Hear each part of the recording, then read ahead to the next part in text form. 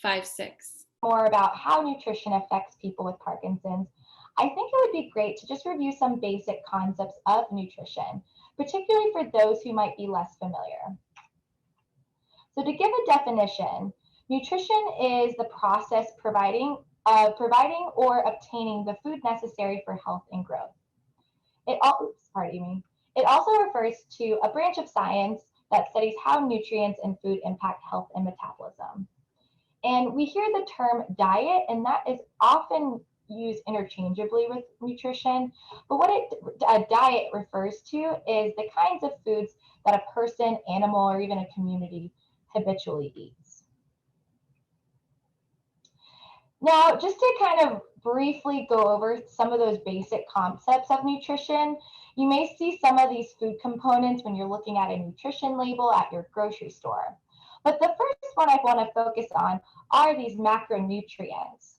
These nutrients provide energy for our body to function, which often we equate to the word metabolism. The term calorie comes from our body's ability to produce energy from the foods that we eat. We have three main macronutrients in our diet. Those are proteins, which come from food sources such as meats, poultry, fish, eggs, dairy, nuts, and legumes. We also have carbohydrates, which come from a variety of food sources such as grains, breads, and even fruits and vegetables too. And lastly, we have fats, which come from animal and plant foods such as oils used for cooking or processing. Micronutrients are essential building blocks for our metabolism, but they don't really provide any energy in the form of a calorie. So what they are is they include those vitamins and minerals. And often when we hear the term vitamins and minerals, we kind of equate that to supplements at first thought, but they're also found naturally within foods too. And some other food components that you may hear about that are beneficial to health are things like dietary fibers and other phytonutrients too. For instance, dietary fibers has been shown to promote gut health, and phytonutrients may provide antioxidants that are good for fighting inflammation. So I often get the question in clinic, how does nutrition and the food we eat impact Parkinson's? And how I like to boil it down to is that nutrition acts as the fuel for our body to function. And I always like to equate our body to kind of like a car. So we know that cars can't work their best without gas and an oil change. And what you put into it affects what you get out of it. And nutrition can be treated almost the same way. And when it comes to Parkinson's disease, we know that poor diet could lead to symptoms such as fatigue, which might lead to decreased appetite and activity, and just not interested in preparing meals at home. And when someone's experiencing these symptoms, it's really easy to turn to those comfort foods that are high in calories and in fat, low in nutrient-dense proteins, vitamins, and minerals. And when we don't consume enough of these nutrient-dense foods, we are depriving our body of that fuel it needs to function, which ultimately can increase fatigue even more. A poor diet can also lead to weight management issues such as malnutrition and or obesity. I see both of these commonly working with people in the clinic, whether they're underweight or overweight. We also know that diets low in nutrient-dense foods are commonly low in fiber, and those can increase our issues with GI health, such as constipation, which is a pretty common issue in Parkinson's. And also when we think about nutrition, sometimes we only tend to focus on the foods. However, we shouldn't forget that drinking enough fluids throughout the day is just as important, as it provides our body with the hydration that it needs to function properly. Dehydration can lead to causing dry mouth, poor appetite, even constipation, and increased risk for other bladder infections too. And some other research has shown that poor diet, specifically low body weight, could be associated with reduced quality of life in people with Parkinson's, as well as increased severity of their motor or non-motor symptoms. And in general, we know that a poor diet can increase our risk of other chronic diseases, such as heart disease, diabetes, cancer, etc. And we often hear about all these different things about poor diet, but a lot of times what we do forget about is how foods and the medication we take might be interacting too. And so those are some things to consider. And before jumping into diet-related information, I want to do another poll for the audience and ask, what is the best diet for people with Parkinson's disease? What do you think? Is it the ketogenic diet? Maybe it's the Mediterranean diet, a gluten-free diet, or depends on the person.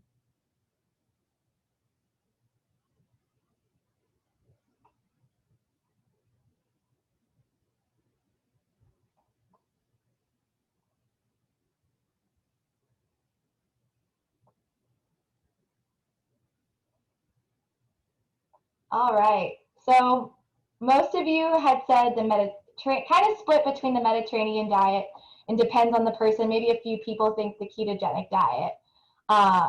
So two of those groups, you're not wrong, and I'll tell you why. So for those that said it depends on the person, I have to absolutely agree with you. I really do. It's my personal philosophy that the best diet for someone with Parkinson's is the one that works for you and your individual needs. And that is because everyone is different. And when we think about when someone goes to a doctor to treat their Parkinson's, they don't treat their Parkinson's the same way over the course of their lifetime. And I really don't believe that nutrition shouldn't be approached the same either. And that's why it's important to speak with your doctor and or a registered dietitian if you have access to one, to really identify a diet approach that is tailored to your needs. But obviously that's not the end of this presentation. If I had to pick one, I actually would pick the Mediterranean diet. So a little bit about the Mediterranean diet. We hear a lot about it on the news. It's rated #1 diet by US News and World Report multiple years in a row. And that's because this diet overall has been shown to be beneficial for preventing heart disease, stroke, possibly cancer. It could be good for weight management, diabetes, brain health, and even possibly Parkinson's disease. And a little quick overview of what the Mediterranean diet is. So in general, it's higher consumption of fruits, vegetables, whole grains, nuts and legumes, fish and olive oil, and lower consumption of red meat, butter, margarine, processed food, and sweets.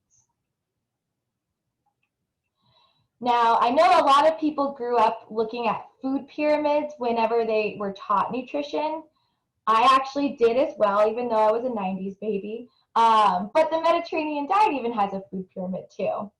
So at the bottom of the food pyramid, Mediterranean diet food pyramid, it's actually not anything nutrition related at all, because this diet is really more of a lifestyle. So at the bottom, the biggest emphasis is on physical activity, meaning moving. So this could range from strengthening exercises, dancing, walking, whatever movement you prefer. It also emphasizes a social component too, so enjoying meals with others. The biggest section of the pyramid is where you'll find your plant foods, such as your fruits, vegetables, whole grains, olive oil, beans, nuts, legumes and seeds, as well as herbs and spices. As we move up into the protein sources of foods, the Mediterranean diet highly emphasizes fish and seafood with moderate amount of poultry, eggs, cheese, and yogurt.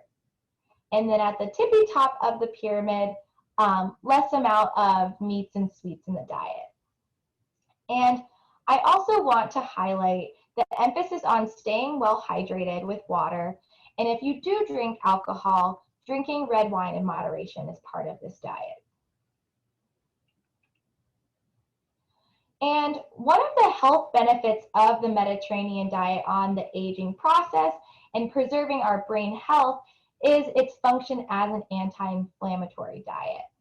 And when we refer to inflammation, what that means is our body's process of fighting against things that are harmful, such as infections, injuries, and toxins. In fact, Parkinson's is considered a type of inflammatory disease involving our nervous system and possibly other areas like our gut. So this diet is anti-inflammatory because it provides high amounts of antioxidants from plant foods. And what antioxidants means is just they're kind of like scavengers in our body that help prevent or slow damage to our body's cells. It's also high in omega-3 fats from fish and seafood. These are essential dietary fats in our diet. They may influence brain health and function. The Mediterranean diet is also high in dietary fiber from plant foods, and what these are just non-digested forms of carbohydrates that can really impact our gut health as well as our immune function too. Studies have also shown that the Mediterranean diet can improve our blood flow, meaning it can prevent buildup of the bad cholesterol like LDL and higher amounts of good cholesterol like HDL. It also might improve at lowering our blood pressure, preventing heart disease and stroke, as I mentioned earlier. And few studies have shown that it might reduce symptoms of depression too. Now, I promise I'm not going to show you a bunch of research throughout this whole presentation, but I did want to highlight one study that I think is worth noting. So this was a large study done in Spain with over 300 volunteers, and they looked at average age around 65 years of age. And these people were at higher risk of heart disease. And this is one of the types of study where they put them on an intervention and looked at them over time. So these participants were either assigned to the Mediterranean diet with extra virgin olive oil, the Mediterranean diet with nuts, or a control diet, which was just a low-fat diet following the American Heart Association guidelines. And in this study, they followed them for about on average, about 4 years. And what they found was when they did some neuropsych testing on memory and cognitive function, so brain function, they found that those who were in the control diet group, so the low-fat diet, over time might have had worsening cognitive decline or memory function. And then those in the Mediterranean diet group, either the olive oil or the nuts, their cognitive or brain function was either stable or might have even improved over the time period that they studied them, which is pretty cool in my opinion. And there have been other studies that have been published that have looked at this too. And when it comes to Parkinson's, really most of the nutrition research, there's been very little diet interventions that have been studied to improve motor and non-motor symptoms in Parkinson's. There have been some studies that either looked back in time or took a snapshot in time and showed that a Mediterranean diet might reduce risk of Parkinson's disease or delay the age of onset of Parkinson's symptoms. And what I find even particularly interesting is reducing constipation symptoms in Parkinson's. And in fact, at UF Health, we plan to look at this more on how the Mediterranean diet could impact gut health and constipation in Parkinson's. And whenever I do decide to recommend a Mediterranean diet to someone, I really like to emphasize that it's not a one-size-fits-all approach. Often people tell me that they think that they have to eat like people in Italy or Greece, and that just doesn't really fit their lifestyle. But I want to take a look at these dishes. So the first picture on the left is a simple dish composed of a fresh piece of chicken and a plate full of vegetables, including freshly roasted carrots and potatoes. The middle image shows a delicious Thai coconut curry shrimp with snap peas. And the third image is what you may think of more as a Mediterranean type of meal with a bowl full of chickpeas, vegetables, whole grains, and herbs. But in fact, all of these meals could fall under a Mediterranean diet pattern. And you hear me emphasize the word pattern, right, instead of diet. And that's because in 2015, the USDA dietary guidelines for Americans really shifted their focus of focusing on single foods and nutrients and really trying to emphasize the totality of all the foods and beverages that we consume every day in eating a healthy eating pattern. These healthy eating patterns can be adaptable, and it's really what it means is that incorporating the Mediterranean diet doesn't mean you need to eat the same types of dishes as people do by the Mediterranean Sea. But really, the Mediterranean, even though my research is on the Mediterranean diet, I still will always say it's just one tool in the toolbox for people with Parkinson's. There's so many different approaches and strategies that we could take, as well as different needs that people need met. And one of those needs is talking about possible food and drug interactions that they might have. And now I'm going to open it up with another poll for the audience. I want you to guess the macronutrient that may cause an interaction with the Parkinson's medication, carbidopa, levodopa, or Sinemet.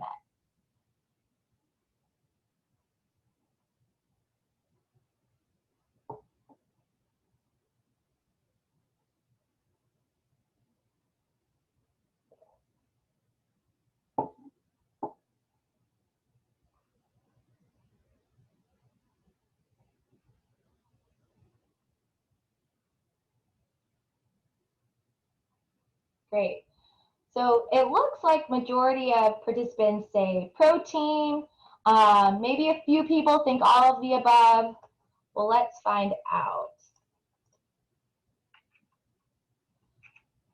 So again, it depends. That's probably kind of the theme of this whole talk is it depends. So in general, just to kind of review the medication. So carbidopa, levodopa, or Sinemet is a medication used to treat Parkinson's disease. And what it's treating is the loss of dopamine, so that neurotransmitter that is in our brain. So the levodopa portion of Sinemet helps make more dopamine. It's what they call a precursor. And the carbidopa portion, why that's there is that it helps improve the absorption of levodopa. We can't just give levodopa by itself. It's not very well tolerated that way. And dietary, so for those that said proteins, you're not wrong. Dietary proteins are often referred to as the main food-drug interaction to the medication Sinemet. And that's because proteins may compete with levodopa for absorption in the gut and the brain. And this could lead to delayed on time and or possibly early wearing off. However, this doesn't happen for everyone. In fact, studies that have investigated this primarily see this occur usually 10 years or later after someone is diagnosed with Parkinson's. So to give you kind of some examples in practice of some protein and Sinemet interactions and just how greatly they vary on a wide scale. So for instance, we might have patient 1 who is recently diagnosed with Parkinson's. They might take Sinemet with their meals 3 times a day. They have their on time, meaning improvement in their Parkinson's symptoms 30 minutes after. No issue. And then I might see patient 2, maybe they have Parkinson's for about 6 years. They take their Sinemet 30 minutes before meals, about 4 times a day. They have good on time, maybe 20 to 30 minutes afterwards. And then sometimes I get patient 3 who's been living with Parkinson's for maybe 15 years.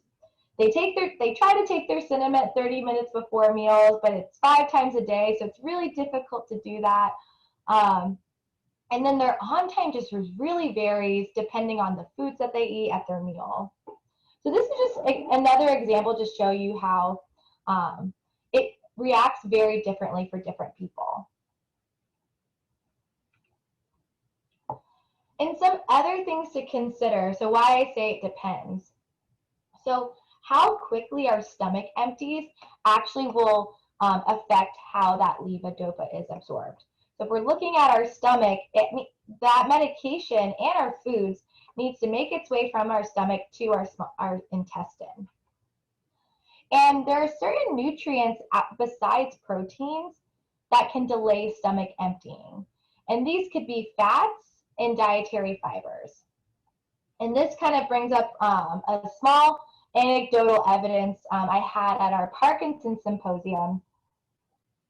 One of the attendees had asked me, saying they never have any issue taking their medication, but for whatever reason, whenever they go out to eat and they have a really big meal, their medication doesn't work as effectively.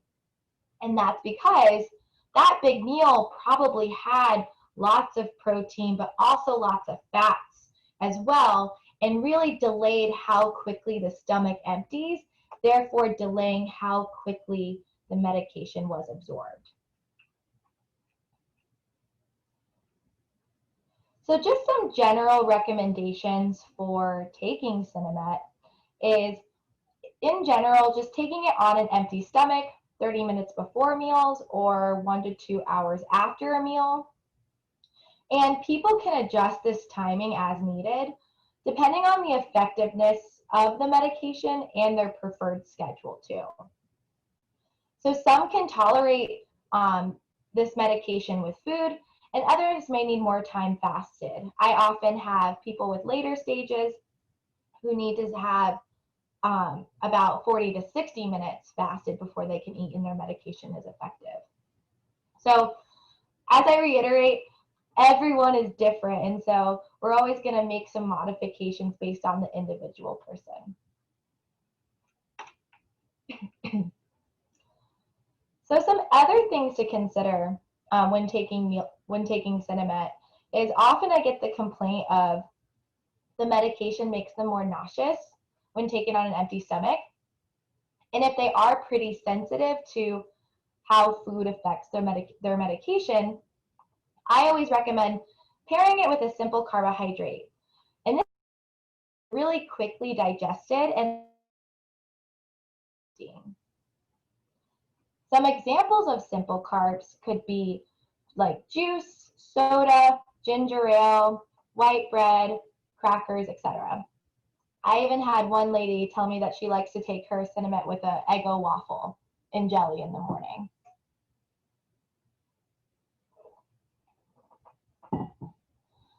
All right, and then some other strategies we might use is a protein redistribution diet.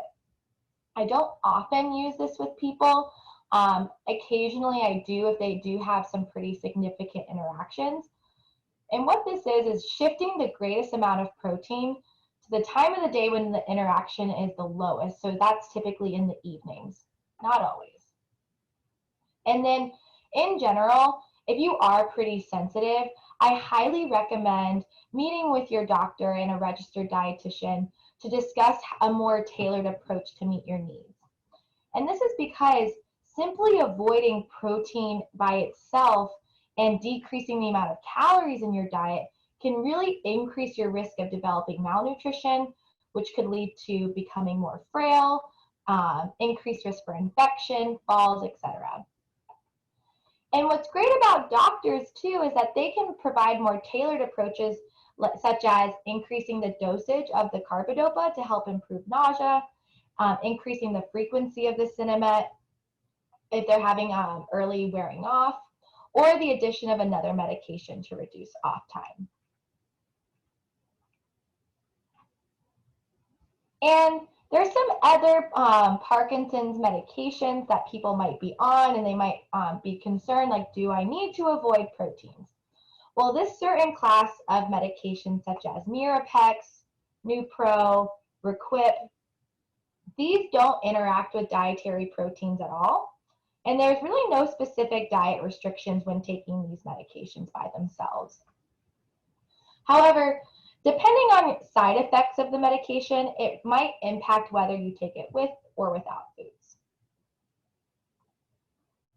Another class of medications, such as Azilect, etc., doesn't interact with most dietary proteins. However, they might increase a dietary compound called tyramine. And this is really only seen when someone eats large amounts of high tyramine foods. Now you're probably asking, what is tyramine in foods? Well, really, it's only in certain foods. For instance, alcohol, aged cheeses, cured or fermented foods, soybean products such as soy sauce, tofu, miso. These are all really high tyramine, or not really high, they just all contain higher amounts of tyramine than other foods. But it's really only when consuming large amounts of these foods that these medications might increase blood pressure, and that may or may not be dangerous for someone when taking this medication. So in conclusion, nutrition acts as the fuel for our body to function. There's no single best diet for people with Parkinson's. Everyone has different needs and preferences. The Mediterranean diet is a healthy diet that may improve brain health in people with Parkinson's, but more research is really needed. And people with Parkinson's may need to monitor food-drug interactions with their medications. And so really reaching out to your doctor and or a registered dietitian for help will help you tailor these different diet approaches to better meet your needs. All right, and with that, I'll take any questions.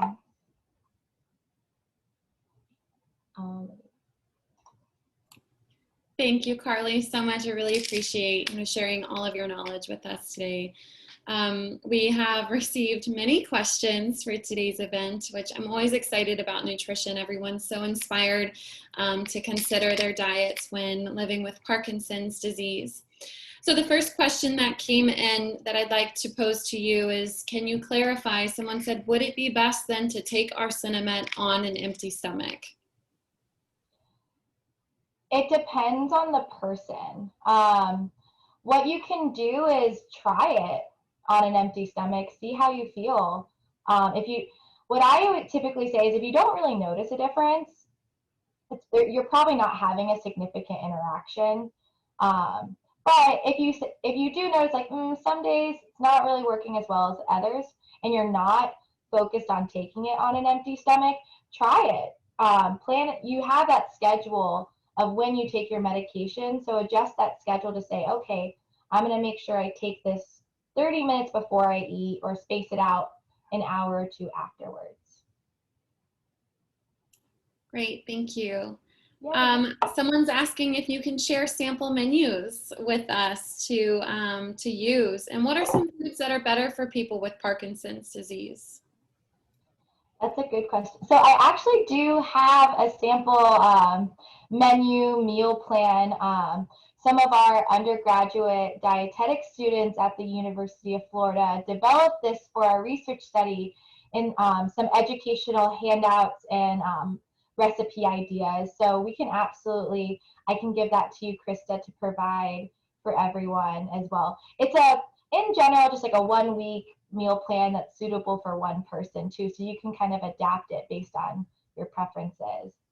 And then some foods that are good for Parkinson's, I really like to emphasize dietary foods that are really high in dietary fibers, just because constipation and just in general GI health is a big problem with a lot of people with Parkinson's. I think there's a statistic that up to 80% of people with Parkinson's have some form of a GI issue, and a lot of that times it's typically constipation. And we know that dietary fiber can be beneficial with improving constipation and bowel health. So some foods that are high in dietary fibers are going to be, think like your leafy greens, fruits and vegetables. Berries are really high in fiber, delicious too. They're also high in those antioxidants that I talked about that might promote brain health. Other foods would be nuts, such as like walnuts, almonds, pistachios. I do know that there's been a big push to look at walnuts for promoting brain health. So less about Parkinson's, but more for like memory function and brain health. But they do have a good source of dietary fibers in them as well. So that's always my big thing is really make sure that you're getting fiber in your diet and keep a lookout for that. Great. We would love to share the week meal plan that you and your undergrads have created. So please, yeah, send that to me. Everyone who has attended and registered for today's event will get a post-event email. So check your inbox for a recording of today's session and for that meal plan Carley is going to share with us. So the next question I have for you, Carley, is what is the best source of protein for people with Parkinson's? So I would say, again, it depends. No, but I promise I won't. I promise I won't open up every question with that. What I would say is in terms of protein for maintaining strength and muscle, because that's often what we kind of associate protein being good for is our muscles.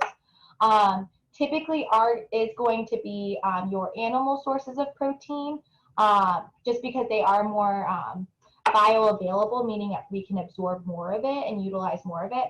However, plant-based proteins are really beneficial as well. And sometimes I know in practice, the other dietitian that I work with, he has often seen that if someone's having a significant interaction with their medication, trying to focus more on plant-based proteins in practice has helped a few people he's worked with too. But that's just more anecdotal report from him. So typically depending on what your goals are, if your goals are to gain muscle and improve strength, then your best sources of protein will be from your animal proteins, such as if you think like chicken, fish, or even protein supplements too, such as a whey protein. Great. That's interesting to hear the anecdotal data from your colleague about the plant-based diets. Yeah, and we think it could be because how it's interacting with the medication too. Okay. Question about diabetes in a diet. Does diabetes influence on which diet someone should choose for Parkinson's disease living with diabetes? Absolutely. So, and it depends on how you manage your diabetes too. Do you just take an oral medication? Do you have to take insulin and inject that regularly? So for instance, typically lower carbohydrate diets are pretty good with managing diabetes and can also be great for with someone living with Parkinson's disease too. Just because something's a low carbohydrate diet doesn't mean they can't also get other healthy foods in their diet from fruits and vegetables and healthy sources of protein too. Some diets that might be more dangerous for someone with diabetes, if not done properly, is something like a ketogenic diet. I often hear that a lot. And if it's not done properly, then it could put your blood sugar dangerously low because not getting enough carbohydrates in the diet or not timing it appropriately with your medications. Important stuff to know. All right, here it is, Carley. Let's talk about marijuana. Is marijuana approved, and is it helpful for people with Parkinson's disease? Can you talk about the side effects? So, in terms of laws, marijuana is gonna vary from state to state. Unfortunately, I'm definitely not an expert in in marijuana, but it does it can have effects on appetite. So sometimes it is discussed with someone's doctor if they are struggling with poor appetite and being underweight and needing to gain weight. So I would really try to, address those questions with your doctor or movement disorder specialist. Great, thank you. So someone writes to us, I just started taking levodopa and carbidopa once in the morning along with my pramipexole. I was told not to eat too much protein. How much is too much? That's a good question. I know a lot of times us as clinicians, we will make these blanket statements saying, don't eat too much. And as a patient or a caregiver, you're like, I don't understand what that means. I would say if you just started on the medication, not knowing anything else about you, you're probably fine to not even worry about how much protein that you're having. If you do notice that it might not be working as effectively as you like, I always recommend keeping a food journal. So just documenting, okay, I took my medication at this time, and then I ate at this time, and this is what I had to eat. And then you can try to identify, ooh, I might be eating maybe I'm eating a little bit too much protein at breakfast, and I need to reduce it.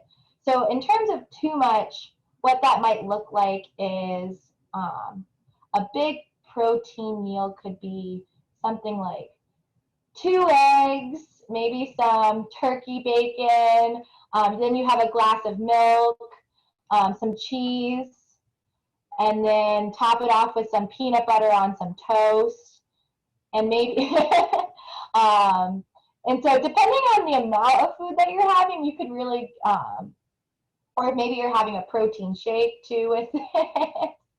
But really, and in terms of like how much protein we can in general eat at a meal, for most people, we can tolerate a very large amount, meaning over 40, 50 grams of protein at a meal. But if you have Parkinson's and you might have some interactions with that medication, that's when we might need to scale it back a little bit more to maybe around 10 grams of protein at a meal time, and then shifting the protein later in the day. I hope that answers your question well. And you did. So, and she followed up with how many grams, because you started right at the beginning of people want specifics. Too much. Exactly. What does that mean? But this particular question, they did ask how many grams, and you ended right on the money with it. Yeah. I just want to comment about having a food journal. How aware it makes you of what you're actually eating, and thinking about, all those leafy greens, those nuts, the types of proteins and the whole grains that this Mediterranean diet and other diets kind of encourage us to eat. Having that food journal can really, really identify what you are eating, because we just kind of fly each day by the seat of our pants and don't really acknowledge what we are consuming. But taking the time to make notes about it, you start noticing, I haven't had any leafy greens today, or maybe I should eat some protein today. So I really appreciate you suggesting that to our audience today. Absolutely. Another question for you, Carley. What are your thoughts on a person with Parkinson's who's choosing holistic treatment rather than Western medication? Let me ask, what's my opinion? I think you are the person living in your body, and so you have to decide what's best for you in the course of treatment that you feel comfortable with.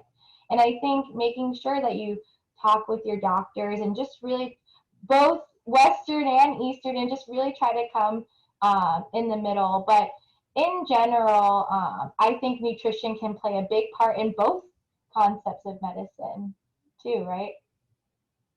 So I think I have no opinion, I guess, about it. I always tell people, you are the expert of yourself. So, and Exactly. I really appreciate, kind of saying that to our audience today is we don't know your body the way you do. So, Exactly. we have many questions about supplements. Sure. Um, are there specific supplements that have been found through research to be beneficial for Parkinson's? What about supplements that people with Parkinson's need to avoid? hmm So before we talk about supplements, I want to emphasize that supplements are very loosely regulated by the FDA, so the Federal Drug Administration. And we might think that supplement, once we see when we see it on a shelf, it's probably regulated very similar to if we were to pick up a drug off the shelf, right? But actually, no. The supplement industry is very loosely regulated, meaning that often they don't get in trouble for anything until something bad happens, and that's the when the FDA decides to step in. So uh, whenever choosing a supplement, sometimes it can be hard to know, is what I see on the label actually what I'm consuming? Are there things not on the label that I'm consuming that haven't been tested for quality assurance? And then is the amount that they're saying I'm consuming the same too? So those are just some kind of, before we talk about supplements, like my caveat. But supplements can be implemented. Mostly, the only time I particularly talk about it is if someone does have signs of a deficiency in a certain vitamin or mineral, or they might be at risk for one. But with Parkinson's, some supplements that have been studied over the years, uh, CoQ10 is one that hasn't really shown to be very effective in improving motor symptoms. Certain B vitamins have been looked at, but again, there isn't really good quality evidence to suggest that if you are diagnosed with Parkinson's, that you should take this supplement to improve your outcomes of it. However, I will mention that I think there is one supplement there isn't enough evidence to support it right now, but I think it's worth keeping an eye out for, is the B vitamin niacin. It's important for energy production, like I talked about earlier. And there's a form of niacin called nicotinamide riboside. It's a mouthful, I know. Spell that one, please. And so there's been a lot of interest in that B vitamin when it comes to neurological diseases. And in fact, I know there are some researchers at UF looking at that nicotinamide riboside, or just a niacin B3 precursor, and how that might impact Parkinson's disease. But no good evidence right now for it. So I know it's on my list of questions, and I think we should just bring it up now. Sure. In working at a movement disorder clinic myself, turmeric was a common supplement in everyone's chart.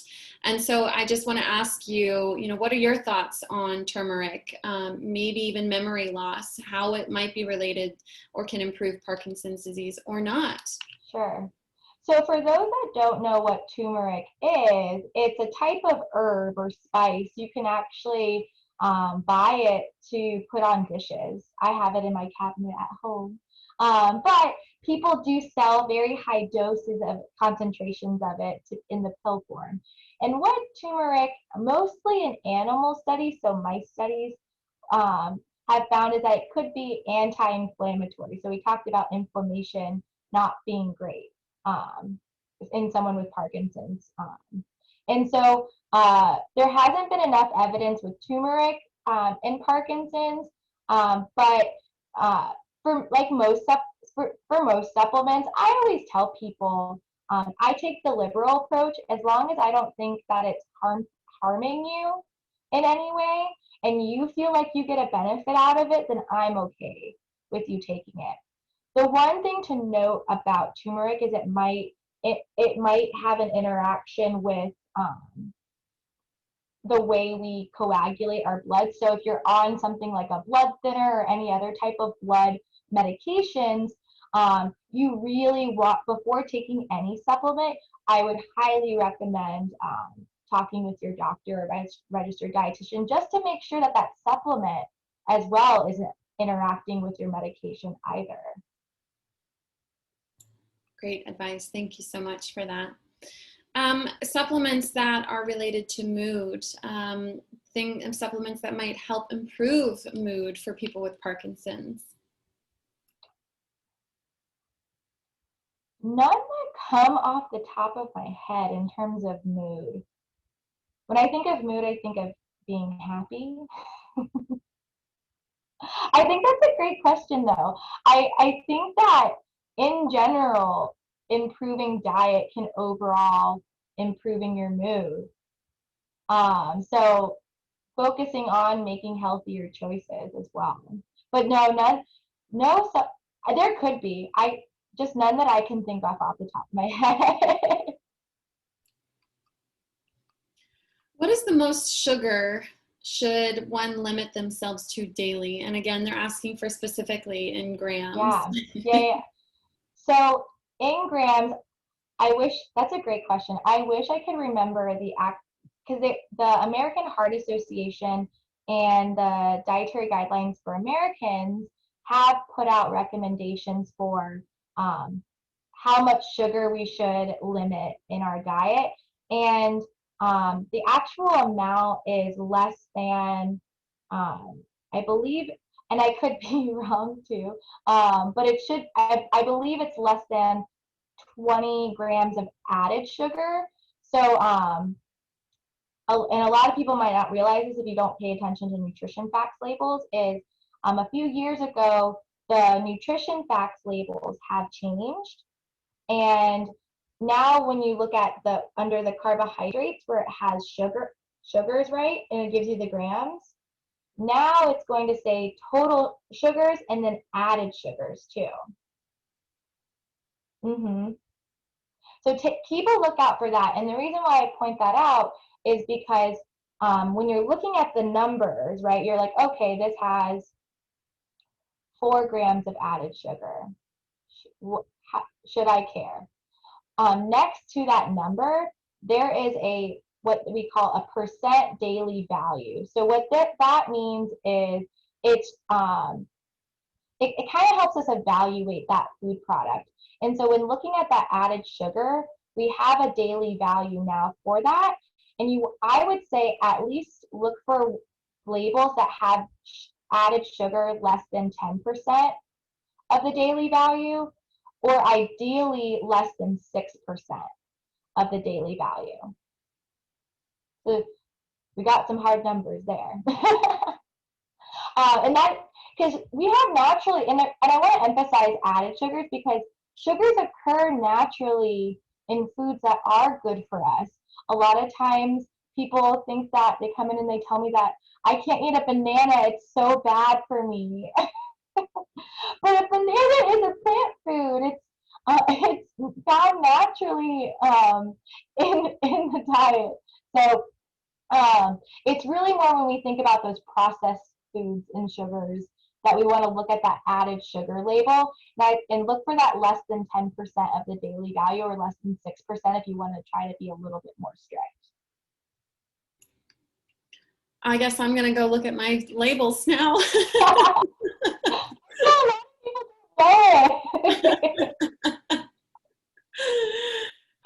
So I kind of switching gears, I got a really interesting question here. Has anyone found a way to handle Parkinson's fatigue through diet?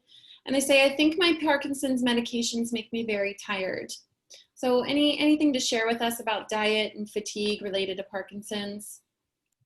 Sometimes in practice, I've noticed that could be because of a protein interaction.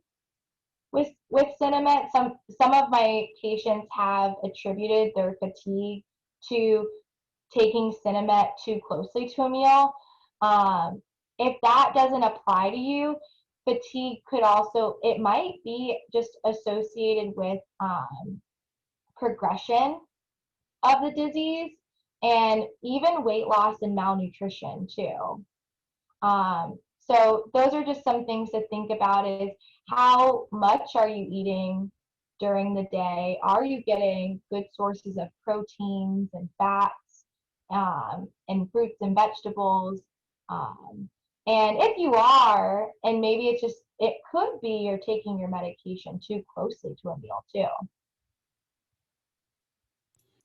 I think it's important too, just to, to kind of analyze the diet that you do have. It could be just the diet itself. Exactly. Going back to the processed foods, as Americans, we so quickly go to the processed aisle versus the fresh, whole, raw foods that really, really fuel the body. Absolutely. Another question, so I think this one's interesting too. Is there a correlation or some kind of relationship between caffeine and Parkinson's disease? Is it okay to drink caffeinated beverages, coffee, sodas, and teas for Parkinson's disease? Should there be a limit? So I know there are researchers looking more into caffeine and Parkinson's. Some earlier studies had found that people who might have drinking more coffee have a reduced risk of developing Parkinson's later in life. There have been some animal studies looking at if you give someone caffeine, does it improve their motor symptoms? There hasn't been too much good evidence with humans just yet. Doesn't mean that it couldn't help. But in terms of how much is too much caffeine, in general, I always say I try to limit to less than 3 cups of coffee in a day. And also that because too, the more caffeine that we have in our diet, the more used to it we get, and it can actually affect our sleep, our hormones, and really throw that off balance. So in general, I would say less than 3 cups a day. How coffee equates to something like a soda or tea. Usually tea is about half the amount of caffeine depending on the tea. Usually a cup of coffee is about 150 milligrams of caffeine. Tea is usually around 80-ish. Again, it depends on the tea. And then sodas can be around 100 too. So, but if you're drinking soda, I'm just, as a dietitian in the room, I'm going to say in general, you should be switching off of soda to water. Drink more water, drink less caffeine. Yeah. But if you do notice that, hey, if I have a cup of coffee in the morning and it seems to really help me feel good and I have less symptoms, I have no problem with that at all. In a previous webinar, the expert mentioned that dairy products were suspected of eliminating natural neurosubstances in the brain. Can you comment on that at all? Yeah, so same with dairy. It's kind of dairy and caffeine have been the two main foods that really have kind of gotten a spotlight. So with dairy, it's really more so milk that some research has shown that might have an interaction with levodopa, meaning the proteins in the dairy, because dairy is composed of protein too. So in some people, it might have more of an interaction than others.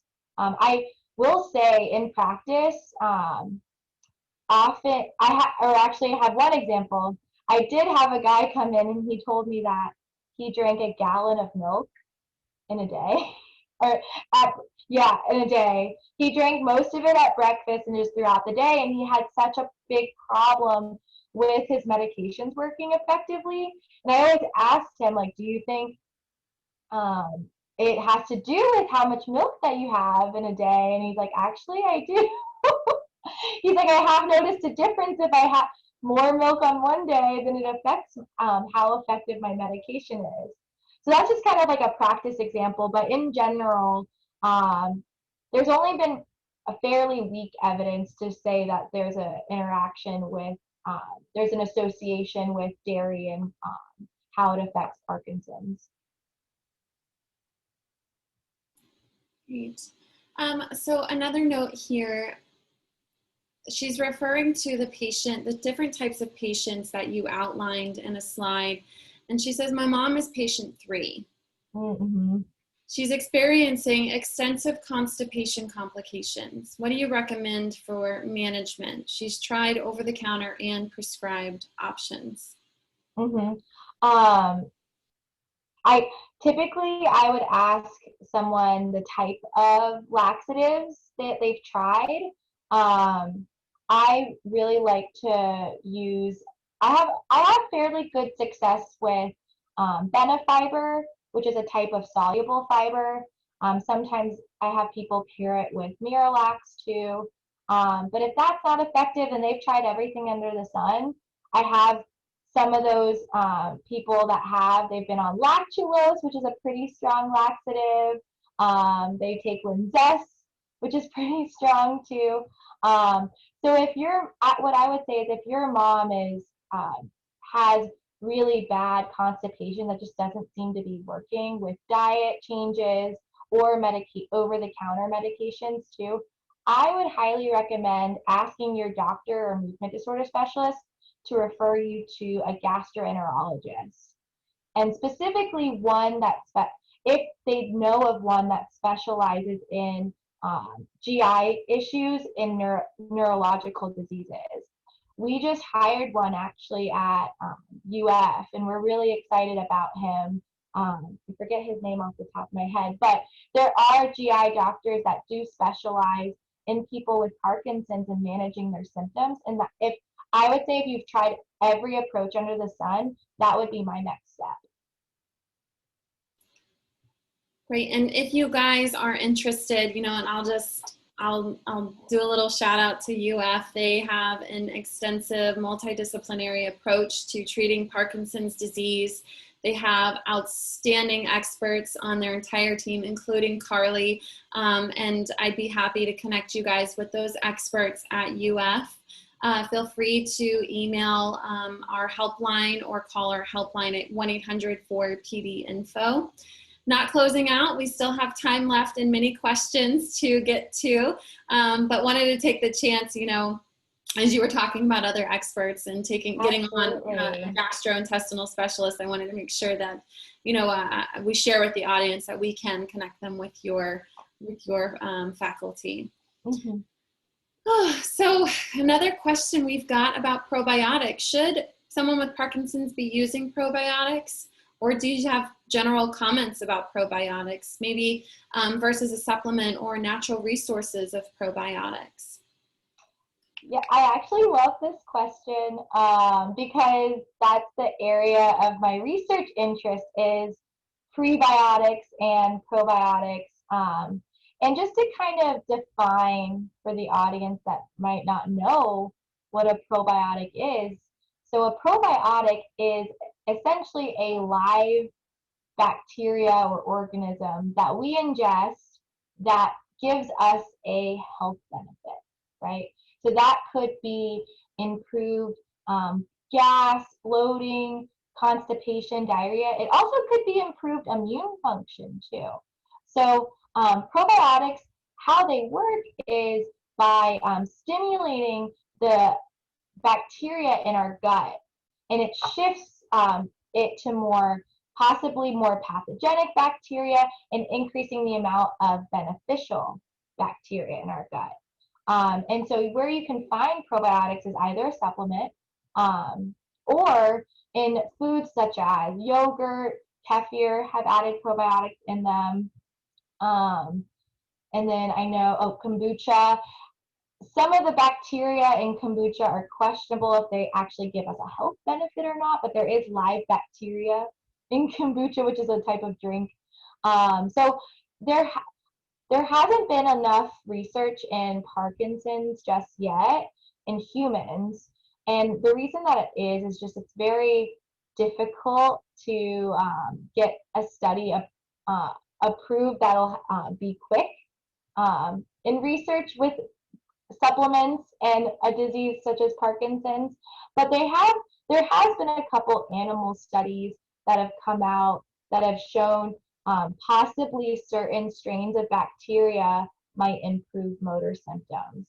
But again, and what I'll emphasize too is that these health benefits that we get from probiotics can be specific to the species of bacteria or even the strain of bacteria too, which is another level. And to give you an example, you might see a headline that says probiotics improved motor symptoms in Parkinson's disease. But what they actually studied, so the bacteria that they studied in that research study might be very, very different than the bacteria that you'll find in the Activia yogurt that you see on the shelf. So it's very specific how probiotics might affect our health. And so to give kind of a blanket statement saying that it'll help with improving motor symptoms in Parkinson's, we can't do that just yet, but it might help with other bowel health too, like constipation or even diarrhea and bloating too. Great, thank you. I didn't know you were studying pre and probiotics. Well, my research project is on the Mediterranean diet and gut health, but the lab that I'm in when I was in my master's and undergrad, and our lab that I'm involved with continue to do these types of studies, does fiber and probiotic studies, mostly in healthy people. Nice, that's wonderful. That's wonderful. Yeah. So many questions coming in. So I have one question. What do you think of a high-fat diet and Parkinson's? That's a good question. I think for certain people it could be effective if it's done correctly. So a lot when we think about these different types of diets, we're increasing the amount of foods from one area and we're decreasing it from another, right? So if we're increasing the amount of fat, let's say we're keeping protein about the same, but then maybe we're decreasing the amount of carbs.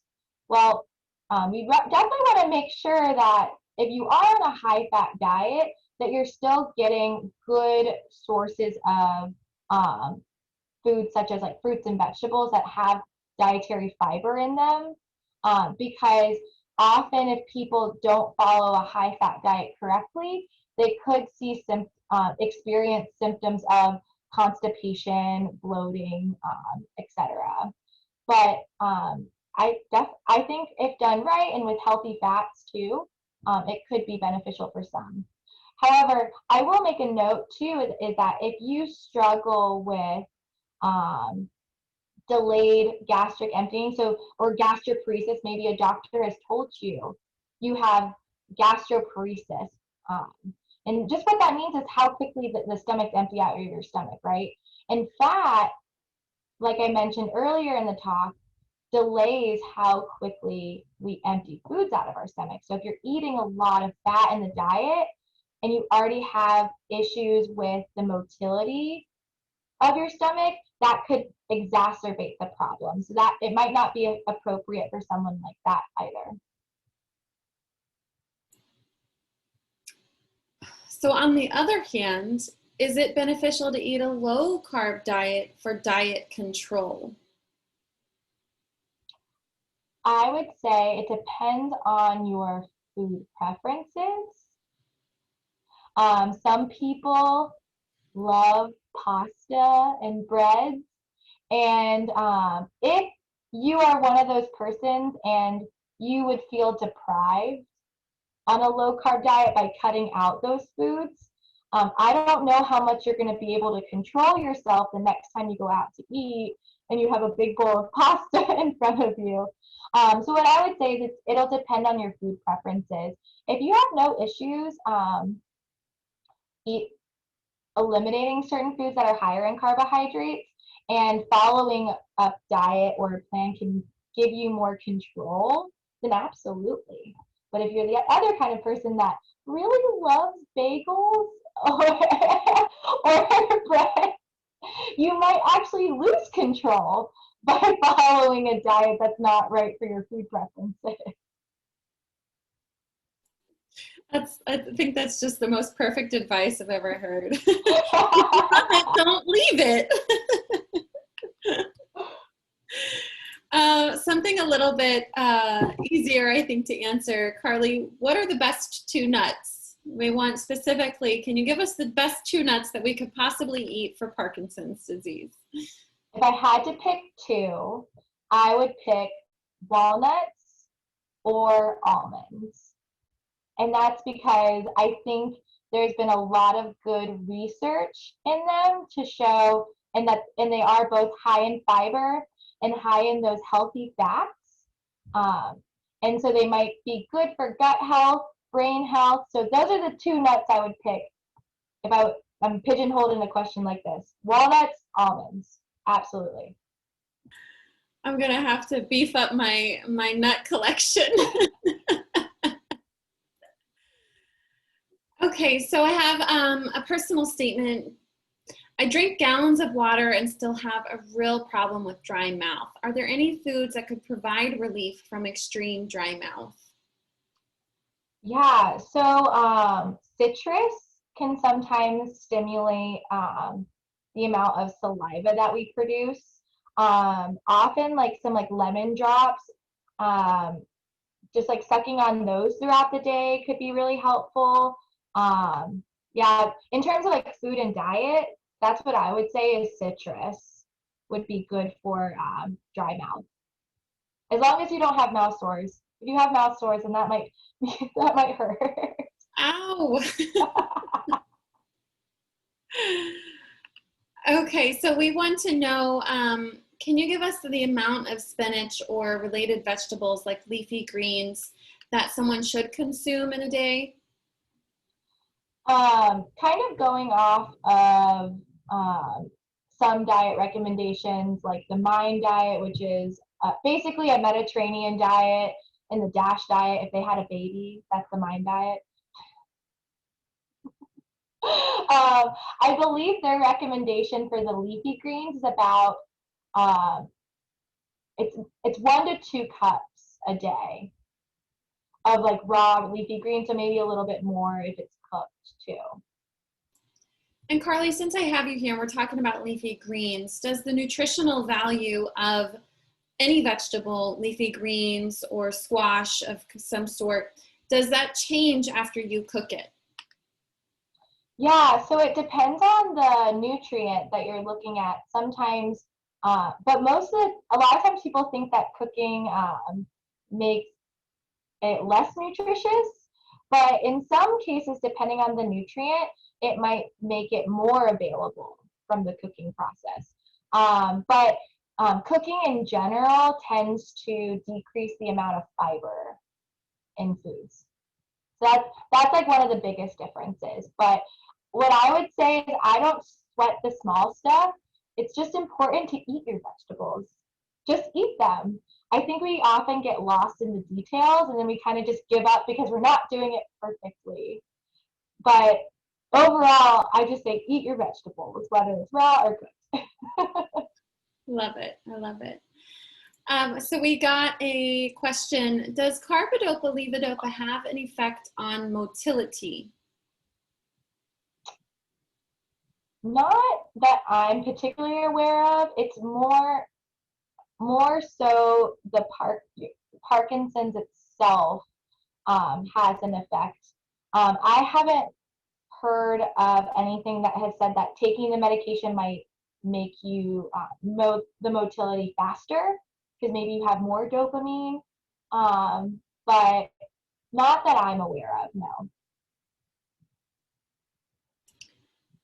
So we did have someone write in, I'm looking for suggestions to gain weight healthily. I've had significant weight loss in the last 3 years and I have been encouraged to gain weight. Do you have any suggestions on a safe way to do this? Yeah. So this is actually one of my favorite people to work with in the clinic. One of them, I have multiple. Because Do tell, do tell. because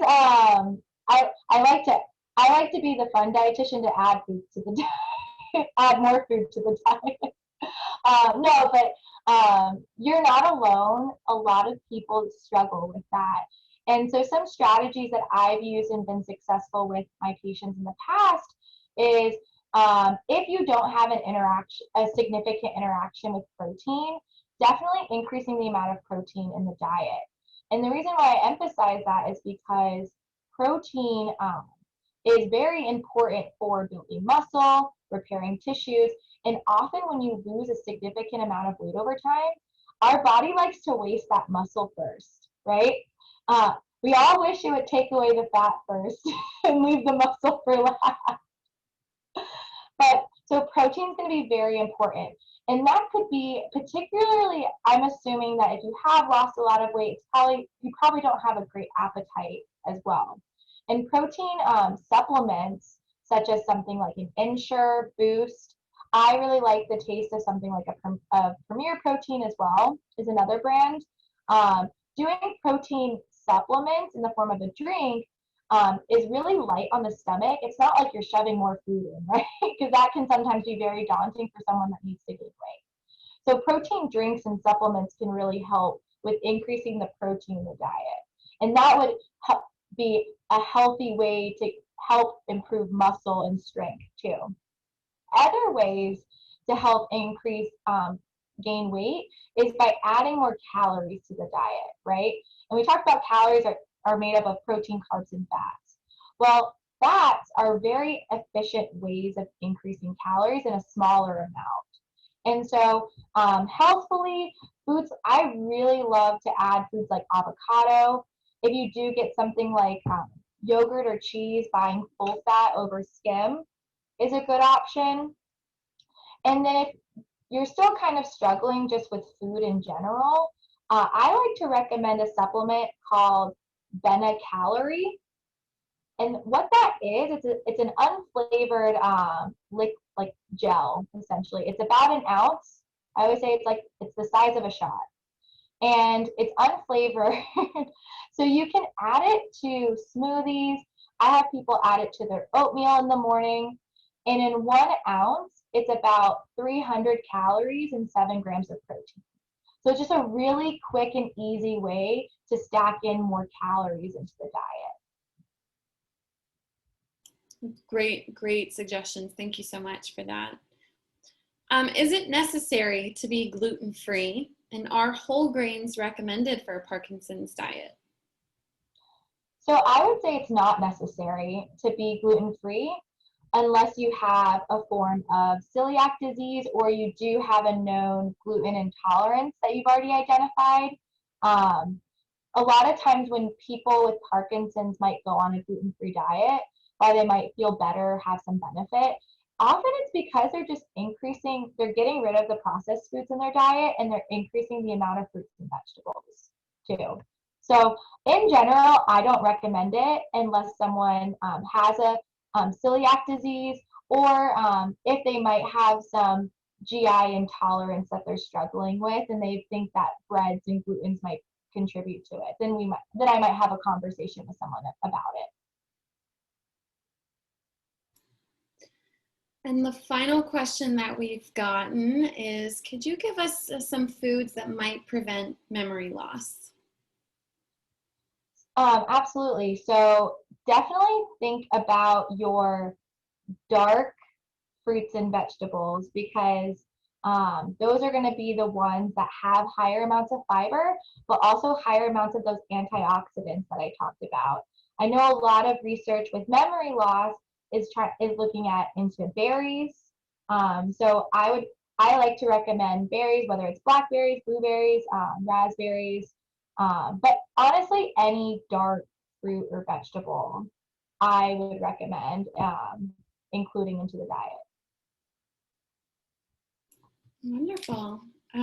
Carly, that wraps up our Q&A session. Oh, someone just wrote to us. Thank you. She asks, high iron products. Can you talk about high iron? How do they interfere? Iron doesn't necessarily interfere. Well, I guess the question is interfere with what is what I would ask someone. But if it's interfering with medications, no. But I know people who are on high iron pills just have GI discomfort if they take them. I know a lot of people have experienced in the past if they take an iron supplement, they just get like really gassy or bloated. If your doctor's recommended that you take an iron supplement and that type of symptom occurs for you, I recommend the form, it's called ferrous bisglycinate, or you can find it as gentle iron if you look on Amazon. It's a little bit, it's tolerated a little bit better and more bioavailable than your standard ferrous sulfate. It's so funny. I tell people that it's the last question, and we're getting more questions, Carly. That's okay. These are great questions. There was a question that someone entered, and I think thank you for asking this question. What do you consider a dark vegetable besides the berries you mentioned? Oh, yeah, so leafy greens, so like spinach, collards, even like eggplant's a dark vegetable, just those deep colors. So just take a look at your, like just honestly, I would say just slow down at the grocery store and just take a look at what's around you too.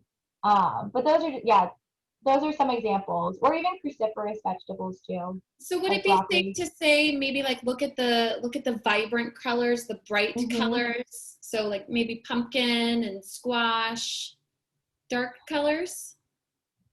Maybe, yeah. Pumpkin and squash, yeah. Eat the vegetables. Just eat them. Eat all of them. I'm sorry. I know that's not specific, but yeah. So that's what I would just say is like your leafy greens, like spinach, collards, turnips, even broccoli, Brussels sprouts, etc. Okay. Does alcohol consumption interfere with Cinemet? Not that I'm aware of, but I would encourage to ask their pharmacist or their doctor. Sure. And this is really it, you guys. I'm sorry, but does citrus cut the carbidopa-levodopa on effect? So does citrus make carbidopa-levodopa less effective? Not that I'm aware of, no. And there we have it. Carly, would you like to make any closing statements on nutrition and Parkinson's disease before we close the show? Nothing particular except that I'm just so grateful for everyone for having me, for everyone who's attended.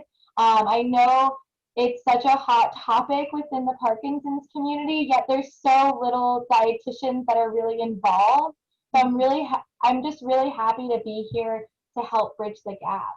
Yeah, absolutely. And the Parkinson's Foundation and the entire community is just so grateful to have you and your knowledge and your passion for this topic and for the Parkinson's community, and taking your time to share that knowledge with us today. So we sincerely appreciate you, Carly. Absolutely. Thank you so much, everyone. Of course. So I'd like to share some upcoming events with you all before we leave. The Parkinson's Foundation hosts virtual events each Monday, Wednesday, and Friday through our PD Health at Home experience. Join us this Mindful Monday to explore the practice of mindfulness and learn techniques that may help you relax, reduce stress, and help boost brain power. Next Wellness Wednesday, you'll hear from our expert Roy Alcalay of Columbia University and what we have learned so far through our genetic research trial, PD Generation. To learn more and to register for our PD Health at Home events, please visit parkinson.org/PD Health. You can also visit this page to view past archived PD Health at Home programs. Another warm thank you to our sponsors, AbbVie and Supernus. Our programs would not be possible without the support of our partners. So today, on behalf of the Parkinson's Foundation, we thank you. And last but not least, a big thank you to all of our attendees for joining us today. We cannot wait until we are able to see your faces in person again. So until then, we will be here for you, and so will our programs. For up-to-date Parkinson's information and support, please visit our website at parkinson.org or call our toll-free helpline at 1-800-4PD-INFO.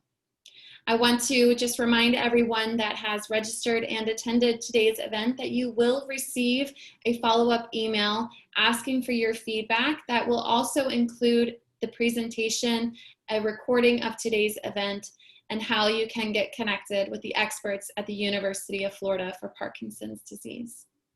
Thank you again for joining us. Stay healthy and stay safe. Until next time.